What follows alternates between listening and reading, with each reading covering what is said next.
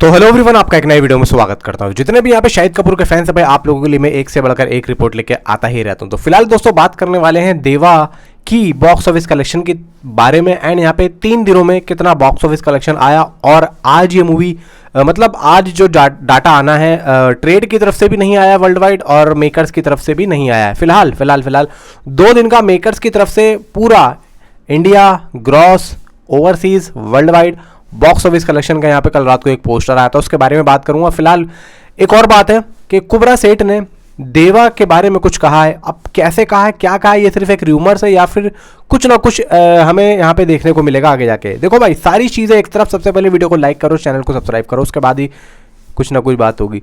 तो यहाँ पे लेके चलता हूँ मैं डे 1 में 5 करोड़ 50 लाख की बॉक्स ऑफिस कलेक्शन आती है देवा की एंड दूसरे दिन में आती है 6 करोड़ 40 लाख की। ठीक है, तीसरे दिन में यानी कि कल था संडे, बहुत कयास लगाए जा रहे थे कि भाई देवा संडे के दिन में एक अच्छा खासा बॉक्स ऑफिस कलेक्शन करेगी और यहाँ पे करा भी, क्योंकि ऑक्यूपेंसी काफ़ी अच्छी जा रही थी। यहाँ तक कि भाई मैं कह रहा हूँ कि डे 1 से ज़्यादा ऑक्यूपेंसी यहाँ पे संडे में गई है।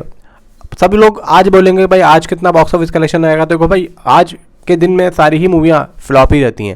यानी कि जो पहला मंडे आता है बहुत कम, रेयर कोई होगी मूवी जो कि भाई निकलती होगी एक आध गदर 2 जैसी मूवी, लेकिन गदर 2 जैसी मूवी ने भी भाई मंडे के दिन 38 करोड़ की बॉक्स ऑफिस कलेक्शन की थी, मुझे आज भी याद है।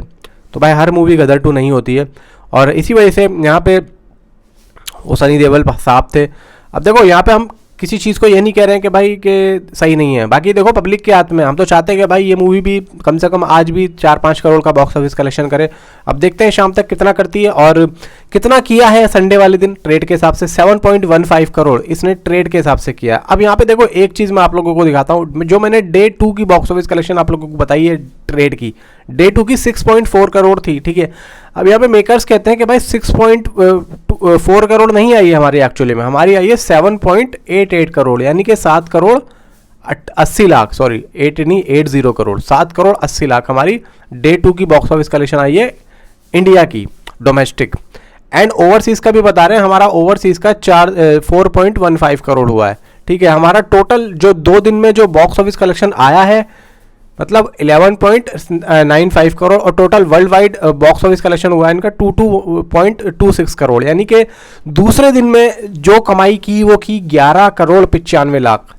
अब दूसरे दिन में जो ओवरसीज से आया 4 करोड़ 15 लाख सिर्फ दूसरे दिन का, और दूसरे दिन में जो इंडिया से आया 7 करोड़ 80 लाख। टोटल अगर मैं पहला और दूसरा दिन ऐड करूं तो 22 करोड़ 26 लाख की बॉक्स ऑफिस कलेक्शन यहाँ पे होती है। ठीक है, 2 दिन में 22 करोड़ 26 लाख इस मूवी ने कर दिया। अब यहाँ पे 22 करोड़ 26 लाख में अब एक चीज़ और ऐड करो, डे 3 संडे। ठीक है, अब ट्रेड के अकॉर्डिंग कितना हो रहा है, 7 करोड़ 15 लाख। ठीक है, 7 करोड़ 15 लाख यहाँ पे हो रहा है और मैं अगर यहाँ पे 22 करोड़ 26 लाख प्लस कितना 7 करोड़ 15 लाख, तो ये बैठ रहा है दोस्तों 29 करोड़ 41 लाख। ये सिर्फ मैं ट्रेड के नंबर जोड़ रहा हूँ, लेकिन ये जो ट्रेड के नंबर हैं ये एक्चुअली में मेकर्स के नंबर नहीं होंगे। मेकर्स के नंबर यहाँ पे दोस्तों आएंगे निकल के लगभग मैं बता रहा हूँ 8 से 8.25 करोड़।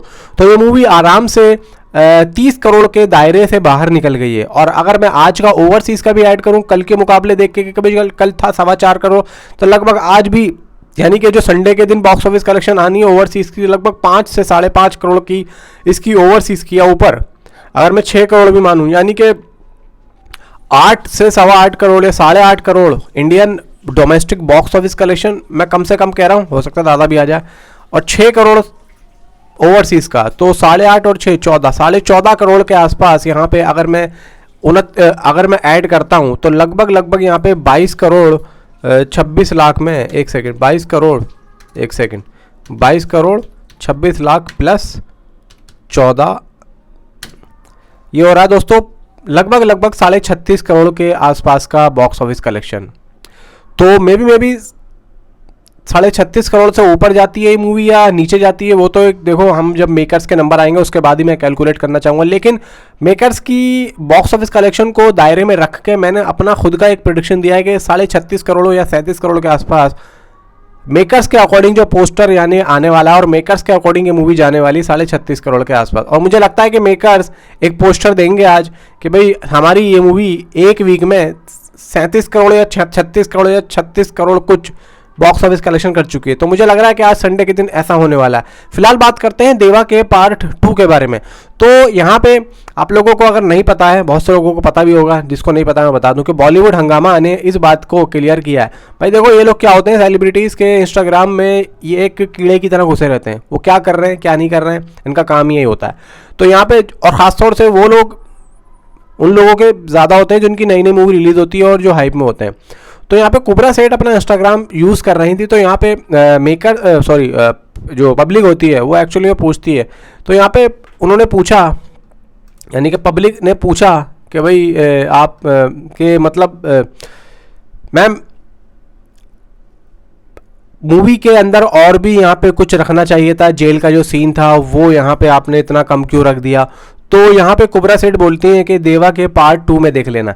यानी कि आप लोग समझ के चलो, एक चीज़ मैं सोच के चल रहा था कि रोशन एंड्रूज का बॉलीवुड में आना और अपनी ही किसी मूवी का रीमेक बनाना, ठीक है, इतना बड़ा जोखिम उठा दिया। मूवी जैसे भी चल रही है ठीक है, लेकिन यहाँ पे जो फर्स्ट पार्ट था उसका जो बजट था वो 50 करोड़ था, सिर्फ और सिर्फ 50 करोड़ देवा मूवी का बजट है। तो यहाँ पे इनको पता था कि भाई अगर मूवी ना चली तो उसके बजट को भी हम लोग वैसे ही लेके चलते हैं। तो बहुत ज़्यादा इन्होंने ठीक ठाक लेके चले कि 50 करोड़ के बजट में इन्होंने मूवी को रखा, और जो भी इनका फैसला था, जो भी इनका जो एक सोचने का नज़रिया था वो ठीक था। अब ये लोग जब देवा का पार्ट 2 बनाएंगे ना, तो वो एक न्यू स्टोरी होगी, और वो जो एक न्यू स्टोरी होगी वो एक मलयालम इंडस्ट्री और मलयालम डायरेक्टर के दिमाग के निकली हुई होगी।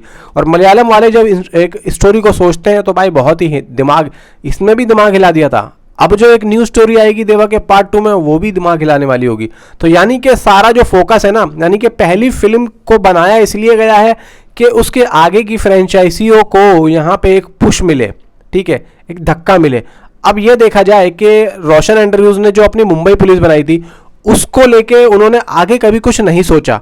हालांकि स्टोरी अच्छी थी, जैसे कि आप ये देखें एटली ने थेरी बनाई। अब थेरी बनाने के बाद में उसके आगे की कुछ यहाँ पे कहानियां नहीं बन पाई। क्यों? क्योंकि देखो, बनाने की सोची तो इतने में विजय थैलापति ने अपना बोरिया बिस्तर बांध के कहीं और की तैयारी कर ली।